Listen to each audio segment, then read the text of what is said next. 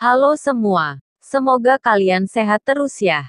Kali ini RD akan membahas film Boy Missing, di mana pada film ini menceritakan tentang seorang tunawisma atau tidak bisa mendengar yang sering dibuli temannya. Dan ketika dibuli kepalanya terbentur hingga berdarah. Anak ini tidak masuk sekolah selama beberapa hari dan tidak pulang. Kemudian ibunya melaporkan ke polisi sebagai aksi penculikan.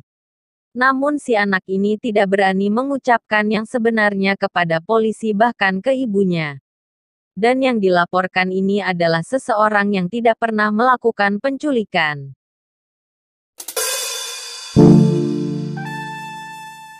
Di awal cerita diperlihatkan si anak kecil yang berlumuran darah, terlihat ia sedang berjalan sendirian di tengah jalan. Kemudian ada seorang pria yang turun dari mobil, dan langsung membawa anak kecil itu ke rumah sakit.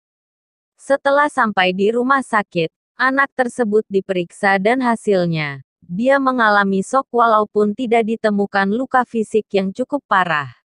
Setelah itu seorang polisi datang dan polisi ini bernama Ernesto. Dia datang bersama rekannya yang bernama Careno.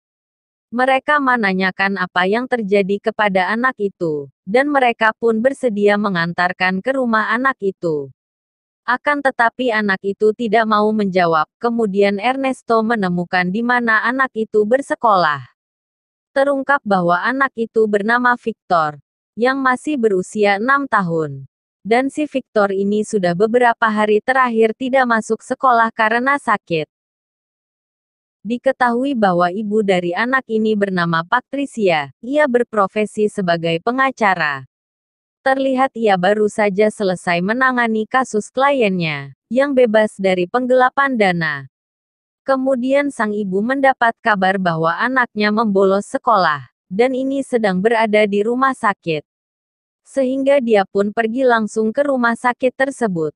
Dia pun ketemu dengan Ernesto, dan ia menjelaskan jika anaknya tidak bisa mendengar sehingga dia tidak bisa menjawab pertanyaan dari pihak kepolisian. Diperlihatkan Victor yang sedang diwawancarai oleh ibunya. Victor pun mengaku bahwa ia tidak masuk sekolah karena ada seorang pria asing yang menghampirinya, sebelum akhirnya ia pingsan.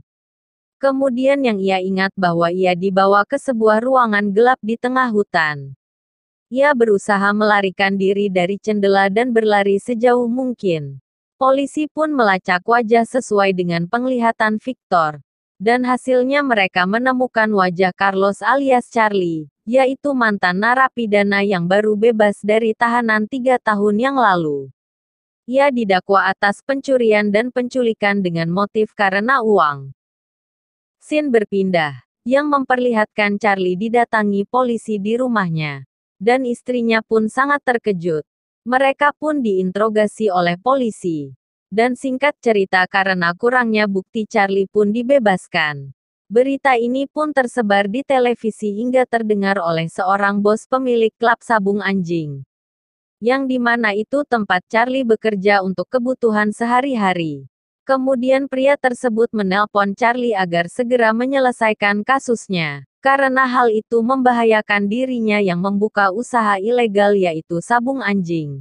Diperlihatkan Charlie terlihat sedang memata-matai di sekitar rumah Patricia. Patricia yang geram melihat Charlie yang bisa berkeliaran bebas di luar sana. Dia akhirnya mendatangi seorang pria yang bernama Raul. Dengan maksud untuk meminta bantuan agar Raul mau menyuruh anak buahnya untuk memberi sedikit pelajaran kepada Charlie, yang telah menyerang anaknya. Karena Patricia tidak percaya kepada polisi. Dulunya Raul adalah klien Patricia. Dan Victor ternyata adalah anak mereka. Raul baru saja mengetahui bahwa ia memiliki anak dari Patricia, ia pun merasa kecewa karena ia tidak diberitahukan hal itu. Raul sempat menolak permintaan Patricia. Dan dengan segala rayuan, akhirnya Raul bersedia membantunya. Di sisi lain istri Charlie mengaku kepada polisi bahwa suaminya pagi itu sedang kerja sabung anjing. Dan setelah itu dicek di CCTV, Charlie memang ditemukan pergi ke sabung anjing.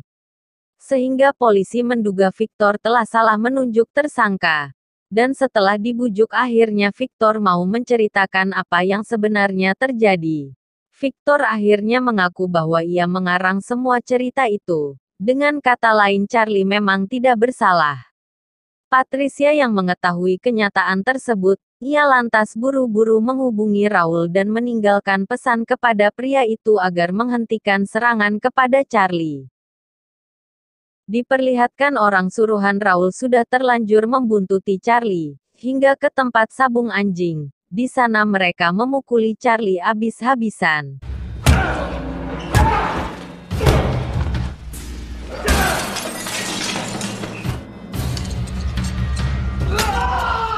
Dan tak lama kemudian terdengar suara tembakan.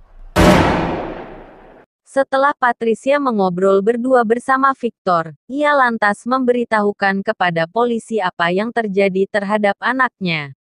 Ternyata Victor mengalami pembulian yang dilakukan oleh teman-temannya, sehingga ia tak mau masuk sekolah lagi. Teman-temannya mengancam Victor agar tidak menceritakan hal tersebut kepada siapapun.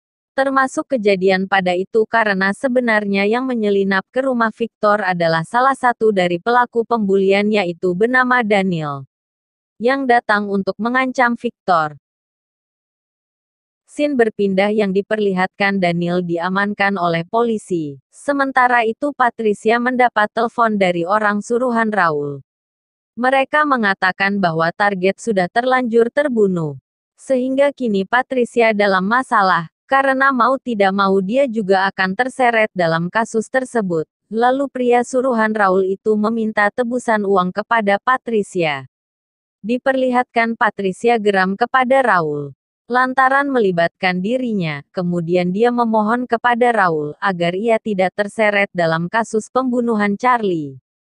Karena ia hanya menyuruh untuk memberikan pelajaran bukan untuk membunuhnya. Akan tetapi Raul lebih mementingkan keselamatan dirinya dan keluarganya. Diperlihatkan istri Charlie yang tengah hamil telah melapor kepada polisi bahwa suaminya belum pulang ke rumah. Dan ia tidak tahu keberadaan suaminya, sehingga ia meminta bantuan kepada Ernesto untuk menemukan suaminya. Dan setelah itu mereka mengecek CCTV di tempat Charlie bekerja. Polisi mencurigai lantaran Charlie masuk ke dalam gedung. Tetapi dia tidak kunjung keluar. Begitupun dua pria yang mengendarai motor yang ikut masuk ke dalam gedung itu namun tidak kunjung keluar. Polisi akhirnya mendatangi lokasi dan masuk ke sebuah toilet di sebuah gedung itu. Mereka menemukan sidik jari Charlie di mana-mana. Polisi kemudian menemukan lubang jendela yang mungkin jadi jalan keluar mereka. Ernesto pun mengarahkan anak buahnya untuk mencari keberadaan Charlie. Setelah dilacak terduga pembunuhan Charlie adalah dua pria berbahaya, yang diketahui terakhir bertemu dengan Raul sebelum terjadi pembunuhan. Dan polisi agak sedikit terkejut ketika mengetahui bahwa Raul adalah pria yang bebas dari tudungan pemerasan 10 tahun lalu, dengan pengacaranya yang sudah tidak asing lagi yaitu Patricia. Lebih terkejutnya lagi, saat mereka mengetahui bahwa Raul dan Patricia sedang berhubungan akhir-akhir ini. Diperlihatkan polisi datang ke tempat Raul untuk pemeriksaan. Raul kemudian melarikan diri dan berhasil lolos. Dan diperlihatkan Victor bersama pengasuhnya dipindahkan di sebuah tempat oleh sang ibu. Akan tetapi mereka tidak sadar kalau ada orang yang membuntuti mereka. Diperlihatkan Patricia yang mendapat bingkisan yang berisi sebuah potongan jari. Diduga itu adalah jari milik Charlie. Sementara itu ketika si ibu berada di parkiran mobil, ia dibawa oleh polisi untuk bertemu dengan Ernesto. Untuk menanyakan hilangnya Charlie. Dia dibawa Ernesto di lokasi di mana Charlie hilang dan ada sesuatu yang tertutup kain yang tergeletak di sana. Ia mengira itu bangkai Charlie. Dengan cemas Patricia membuka kain itu dan ternyata hanyalah bangkai anjing. Berpindah diperlihatkan Patricia memutuskan mengubur potongan jari itu di samping pohon dan menangis. Ia menangis karena ulahnya lah orang yang tidak bersalah menjadi korban. Singkat cerita Raul bersembunyi di dalam mobil Patricia dan mengajaknya ke sebuah tempat. Di sana terdapat laptop dan petunjuk peta membayar tebusan untuk orang yang telah menculik Victor, anaknya Patricia. Sementara itu di sisi lain, polisi sudah memata-matai Patricia dan melaporkan kepada Ernesto sebelum menjelang penyerahan tebusan. Uang itu dipasang GPS untuk penyerahan tebusan tersebut. Setelah Patricia sudah membawa uang tersebut dan pergi ke sebuah gedung, dengan cerdiknya pergi ke toilet seakan-akan dia tahu jika ada yang memata-matai dirinya. Polisi yang menjaga di luar berasa aneh karena Patricia belum kunjung keluar dari toilet itu.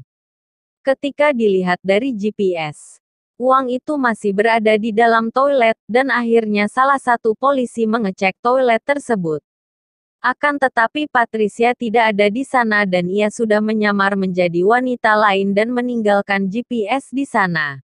Patricia lalu membawa koper itu dan masuk ke dalam sebuah mobil. Sesampainya di bawah jembatan ia berganti masuk ke mobil yang berbeda, dan membawa sebuah koper untuk mengelabui polisi yang mengintainya. Koper yang berisi uang ia sembunyikan di mobil pertama tadi yang ia tinggalkan di bawah jembatan. Dan kemudian diambil dua pria pembunuh Charlie tersebut. Sementara itu Patricia dalam perjalanannya terus-terusan diintai dan ternyata, mobil yang dikendarainya terdapat mayat Charlie yang tertutup kain. Patricia pun sangat kaget namun ia tetap konsentrasi untuk menemukan jalur petunjuknya. Agar ia dapat menemukan anaknya yang diculik oleh pembunuh tersebut. Tibalah Patricia di sebuah gedung kosong dan ia menemukan Victor di gedung tersebut. Sementara kedua pria itu kemudian masuk ke dalam pesawat untuk melakukan perjalanan. Dan ternyata uang itu diserahkan kepada Raul. Raul dan keluarganya pun pergi dan kabur. Tak lama kemudian polisi tiba di mana Patricia berada. Dan ternyata mayat yang di dalam mobil Patricia adalah boneka. Kemudian dari dalam mobil lain terdengar dering telepon yang berbunyi. Ternyata Raul yang sengaja menelponnya. Dan ketika mobil itu dibuka ternyata Charlie di dalam mobil tersebut. Ternyata ia masih hidup dan terluka parah.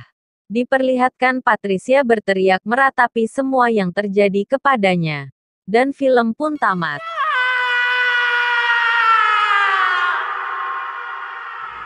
Oke Bray, sampai jumpa lagi. Bye.